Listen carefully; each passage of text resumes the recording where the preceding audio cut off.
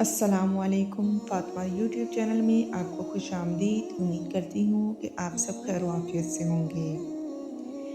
آج کا میرا قصہ ہے بادشاہ کے حوالے سے۔ ایک ریاست کے بادشاہ نے یہ اعلان کروایا، کل صبح جب میرے محل کا مرکزی دروازہ کھولا جائے گا، تب جس شخص نے بھی محل میں جس چیز کو ہاتھ لگا دیا وہ چیز اس کی ہو جائے گی۔ اس اعلان کو سن کر سب لوگ آپس میں بات چیت کرنے لگے کہ میں تو سب سے قیمتی چیز کو ہاتھ لگاؤں گا۔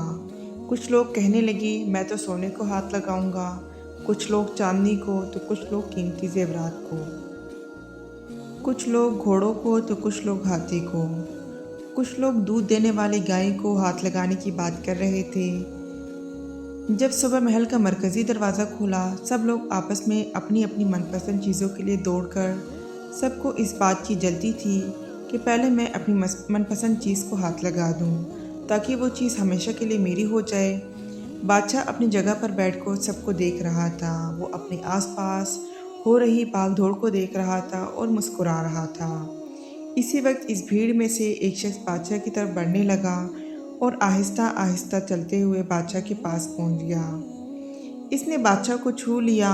بادشاہ کو ہاتھ لگاتے ہی بادشاہ اس کا ہو گیا اور بادشاہ کی ہر چیز بھی اس کی ہو گئی۔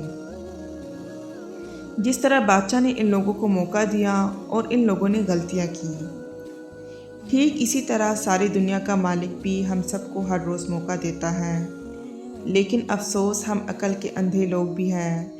ہر روز غلطیاں کرتے ہیں۔ ہم اللہ کو حاصل کرنے کے بجائے اللہ کی بنائی ہوئی دنیا کی چیزوں کی آرزو کرتے ہیں، لیکن کبھی بھی ہم لوگ اس بات پر غور نہیں کرتے کیوں نہ دنیا کے بنانے والے مالک کو پا لیا جائے۔